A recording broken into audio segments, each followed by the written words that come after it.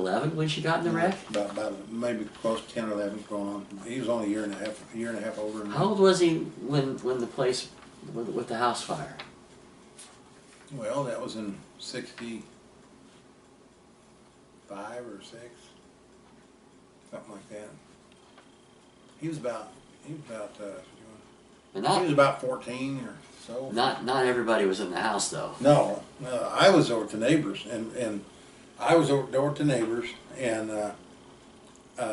staying with Steve, and his little sister Marcia was staying with Rhea, and they just lived. We was about a quarter mile east, and then 3/4 mile south of our house.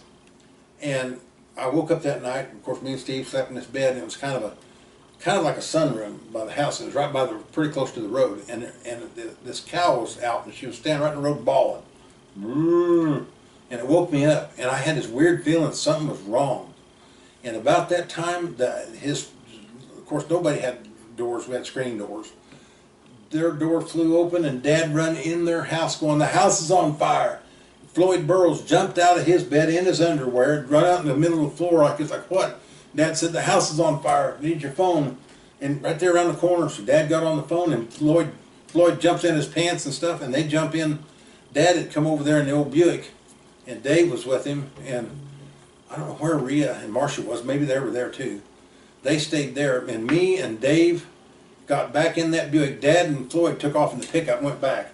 So we jumped in that Buick, and Dad had grabbed this suitcase. It had a bunch of important papers and titles and stuff that was on by the headboard of his bed or something. He grabbed it and got out with it. And it was in the back seat, and we turned a corner to boy, you could see the house, man, it was blazing. Just the whole area was lit up. And we turned the corner, and the back door flew open, and that suitcase flew out, and papers went everywhere. So we're out in the yard of Tash's picking up papers and picking it up and putting it all back in the car. And we pulled up there, and man, I get there, and that place is blazing. And I watched my bed, and the second story go, just fall in and stuff. And then pretty soon the one wall fell out, and they took tin, the propane tank, and threw tin up against the propane tank, and they run out of water. So they run a hose. We had 2 ponds. They had a little pond and a big pond. They run a hose down to the little pond and put a pumper truck there, and they was pumping water up, and finally Dad said, "Just save the trees." And it was already burned and stuff. He said, "Just let it go." So they sprayed the cedar trees, keep them from getting on fire. And they'd already started wetting them and stuff. Finally, it just, walls caved in and stuff, and there wasn't nothing. That was it. Dave got out with a pair of pants and just his pants, I think, and no shoes or nothing. I remember him telling me he woke up and he smelled something and then noticed that there was... Well, he turned on his light and he couldn't even see in the front of his face. It's choking. And he run out of there. And he run downstairs, and Dad, and so he hollered upstairs and got the girls out.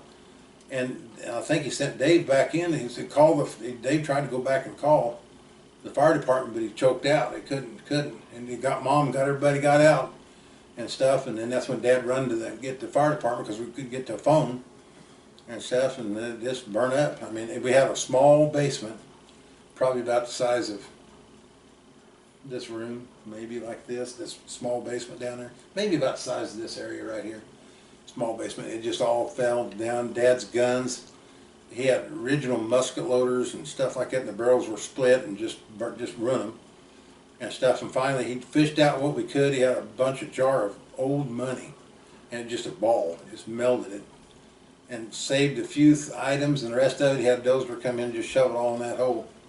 And then cover everything up. That's all I could do. What started it? It was on the back porch. That house was Dad had a theory. Well, here's what we think. But Dad had replaced everything but the dryer. And the old clothes dryer was, if you bumped it like that, it'd take off. Mom had left clothes in the dryer.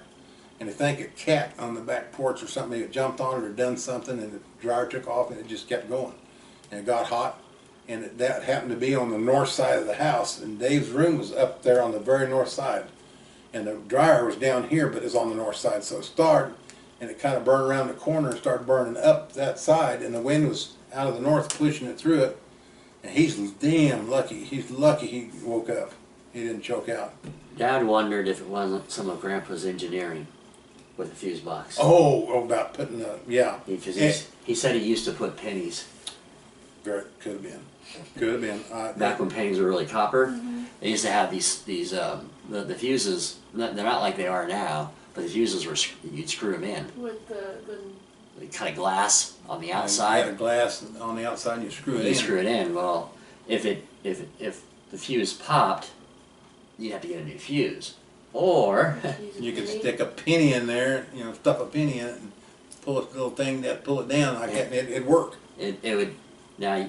Get hot. It'd get hot, but it'd work. Well, Dad wondered if Could have been. It really could. It could have been. he didn't know, but he said, "Well, you know, Dad used to do that." And That's very possible. That is very possible. We don't know. It's all speculation. Dad just had a butchered cow too. I mean, the freezer was full of meat and stuff. He did save some that was in the middle. I think he had to give it away or something. Some of it on the outside was no good, but on the inside where it was still frozen and stuff, it was good and stuff. And I think he took some of it to Ruth and had to spread it out. And we stayed with Ruth. I had the clothes that I had on when I went to Burroughs. Dave, he didn't have nothing but an old pair of pants, and I think he took some binder twine or something and made a belt out of him. And at the time, on the east side of the square was Lowry's clothing store. Do you remember? Was it around when you were little? I don't think so. Lowry's? It was Lowry's. It was a big clothing store I remember that. where Dollar General used to be Yeah. in there. That was big. The wooden floor and everything had bins, you know, clothes and racks and shoes. I remember Ben Franklin's Ben being there. Franklin's is the last thing I remember. Yeah, yeah. The first thing I remember. They gave us $100 worth of clothes. Oh wow, that's a lot. Well, back then that bought me a couple pair of pants and some clothes, and everybody a couple pair or something. You know, they donated some and stuff. But Dave had to walk in there barefooted and just a pair of pants. I only think he had a shirt. Looked like Jethro, you know, twined around him and stuff to get clothes. And I did at least have the clothes that I went over at Burroughs in. I did have that, but that was it. Everything burned. Where'd you guys go after the fire? We went to Ruth. Dave and I stayed with Ruth, and I think Rhea might have stayed with the Burroughs.